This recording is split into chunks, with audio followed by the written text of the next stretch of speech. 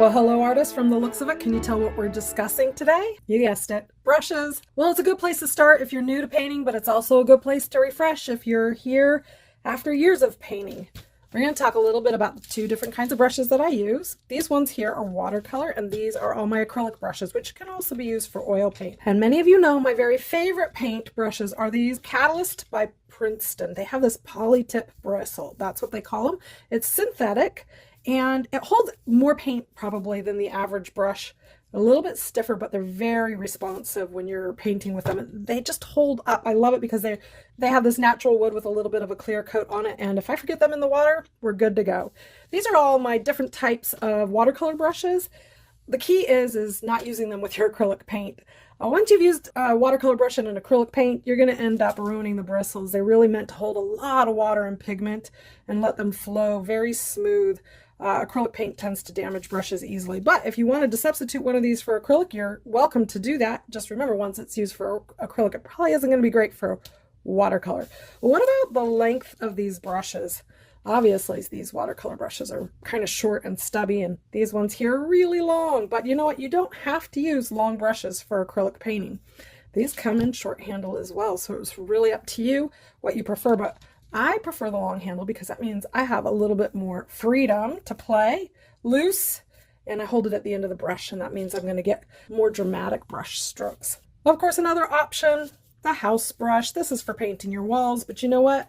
When you've got a big canvas or a sheet of paper and you just want to get in there with some good juicy marks, this is a little chip brush. Go for it. Use whatever you have on hand. You don't have to buy expensive brushes. Brushes end up being something that's really about your own personal choice.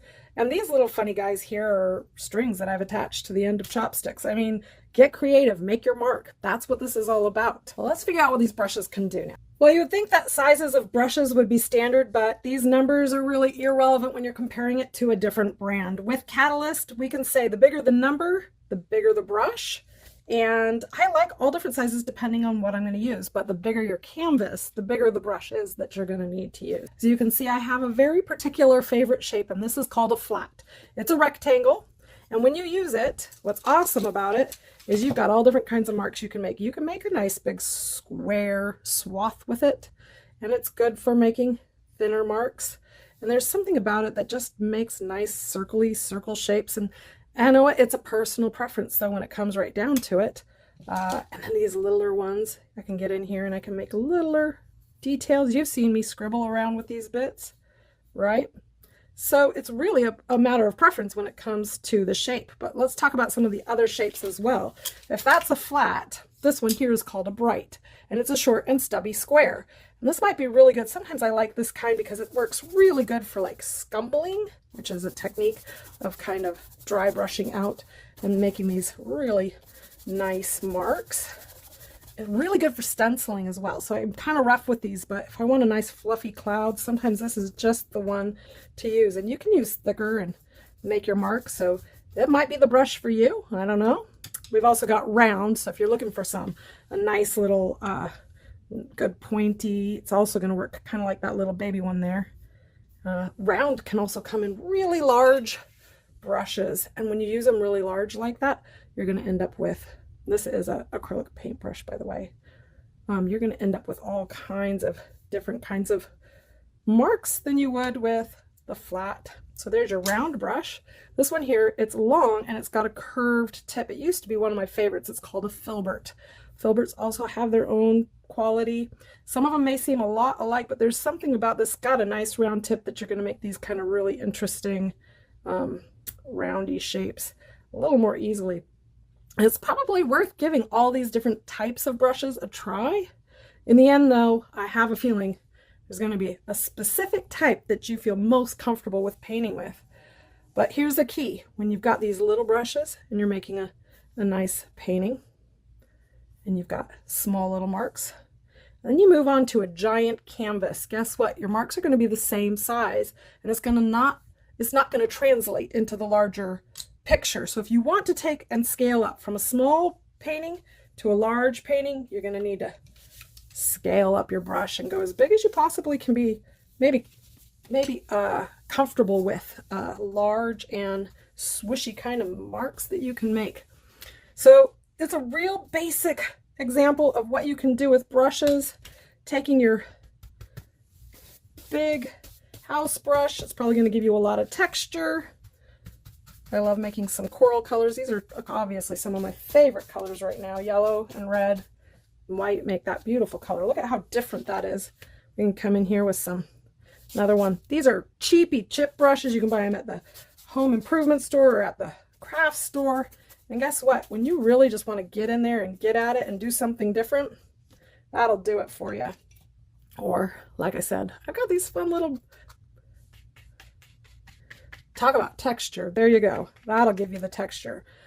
When it comes to brushes, you got to play, figure it out. What's going to be the best for you? And that's really going to take some time to just experiment. Get a couple and give it a try. Now I've got all these dirty brushes though. How are we going to clean them? Well, artists, on a regular basis, I just have myself a couple of jars of water, and while I'm painting, I just stick them in there and get them clean. But at the end of the day, and especially after painting for long hours, you end up with these brushes that are a little stiff, not quite working right. Get yourself some house soap, just like Ivory or Dawn, and give them a little good wash under the sink. If they're really, really stiff and you can't get them to bend and they feel like they're no good anymore, and oh my goodness, like there's probably medium all stuck in here.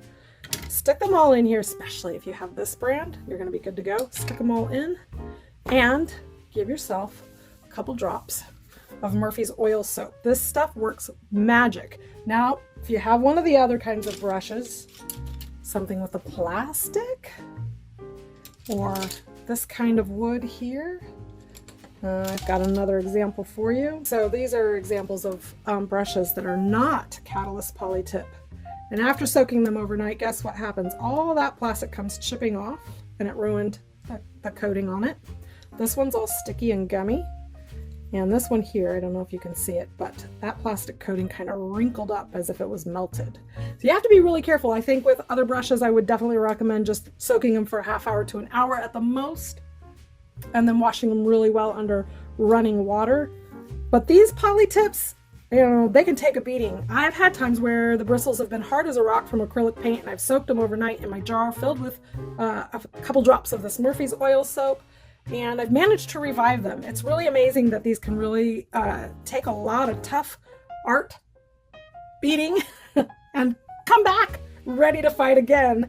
I think it has something to do with the manufacturing of this type of a handle and how secure this part is the ferrule, so it rarely comes loose, and these bristles just all manage to soak in that Murphy's oil soap and then still keep on working. I really find that this brand is well worth the investment. You might be asking what to do with your paint water when you're done and you've managed to get all of these here. Oh, look, they're starting to come clean. I'm dripping and making a mess. Here you go. Get yourself some old t-shirts as rags, dry them up, and take this paint water here and dump it down the toilet. Of course, if you're really extra and you want to make sure you're taking care of the environment, there's a whole system online of dumping it into a bucket and letting the sediment settle. Go for it. I'm saying go for it because it's really a good idea, but I can't honestly tell you that I've done it myself.